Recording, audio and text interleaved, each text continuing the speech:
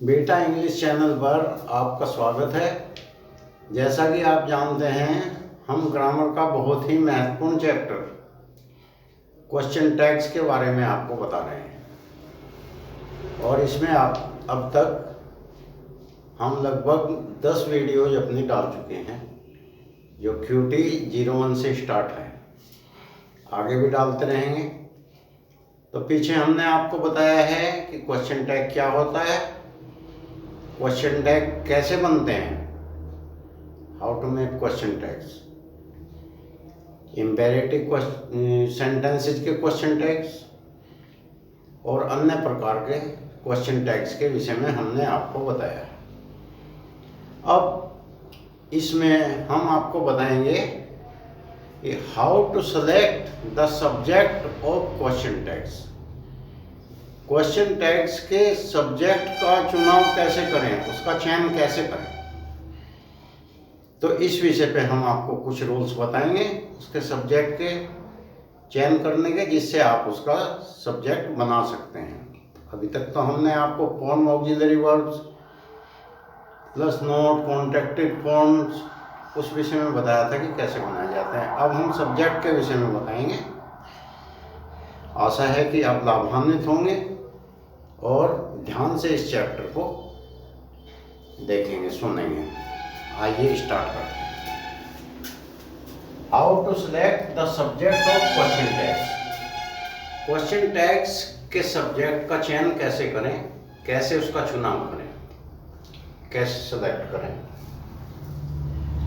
Question tags के subject का selection निम्नलिखित नियमों के आधार पर किया जाता है। कुछ रूल्स हम नीचे इसमें दिए हैं, उनके आधार पर ही किया जाता है। रूल नंबर 1, यदि किसी सेंटेंस का subject personal pronoun, personal pronouns आप जानते हैं क्या होता है, I, we, you, they, he, she, it वगैरह, ये सब पर्सनल प्रोनाउंस होते हैं। तो यदि किसी सेंटेंस का सब्जेक्ट पर्सनल प्रोनाउन हो तो क्वेश्चन टैग का सब्जेक्ट वही पर्सनल प्रोनाउन होता है। जैसे एग्जाम्पल देखिए, एग्जाम्पल 1, दे राइट, वे लिखते हैं। डोंट दे, तो इसका सब्जेक्ट जो क्वेश्चन टैग, इसमें क्वेश्चन टैग है डोंट दे, तो क्वेश्चन टैग का सब्जेक्ट है दे। दे ही सेंटेंस का सब्जेक्ट है और दे ही क्वेश्चन टैग का सब्जेक्ट है। ये पर्सनल प्रोनाउन है, तो यही पर्सनल प्रोनाउन सेंटेंस का सब्जेक्ट है और यही पर्सनल प्रोनाउन क्वेश्चन टैग का सब्जेक्ट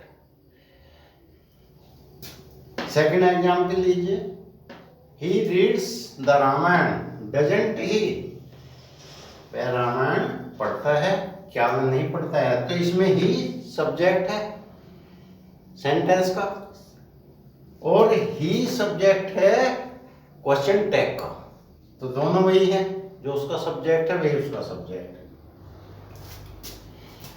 इसी प्रकार third example, we did our homework, didn't we, हमने अपना होमवर्क किया क्या नहीं किया, तो वी सब्जेक्ट है सेंटेंस का, वही सब्जेक्ट है क्वेश्चन टैग का।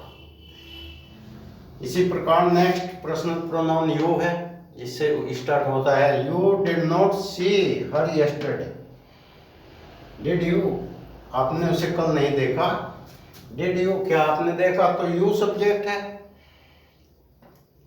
इसका सेंटेंस का और वही सब्जेक्ट है क्वेश्चन टैग का।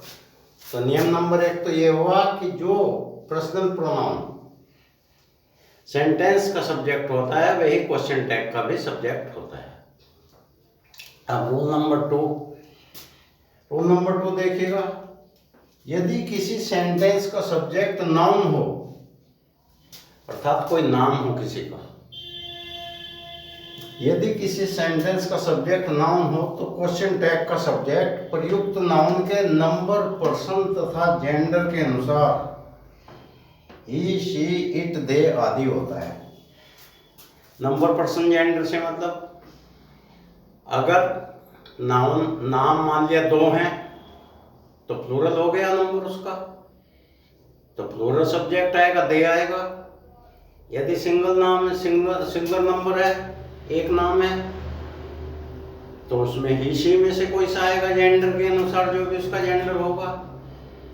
फेमिनिन जेंडर है तो सी आएगा, मैस्कुलिन जेंडर है तो ही आएगा। तो इसके अनुसार इनमें से ही, सी, इट, दे में से होता है कोई भी। यदि नाम आता है किसी सेंटेंस में, नाउन होता है, जैसे एग्जाम्पल देखिए, Mohan and Sohan are friends, aren't they? Mohan और सोहन मित्र हैं, आरंट दे? क्या वे नहीं है? तो यहाँ मोहन एंड सोहन दो हो गए, प्लूरल हो गए। तो इनकी जगह हमने जो प्रयोग किया वो दे किया, जो प्रोनाउन प्रयोग किया वो किया दे, क्योंकि प्लूरल है। अब सेकंड एग्जाम्पल देखिए, Julia is an intelligent girl. Julia एक इंटेलिजेंट गर्ल है। इजंट सी? क्या वह नहीं है? यहाँ जूलिया सिंगुलर है और जेंडर इसका फेमिनिन है, तो सी का प्रयोग होगा। तो यहाँ प्रोनाउन आया सी, इजंट सी, जूलिया की जगह। ऐसी थर्ड एग्जाम्पल देखिएगा आप, the chair was not strong enough.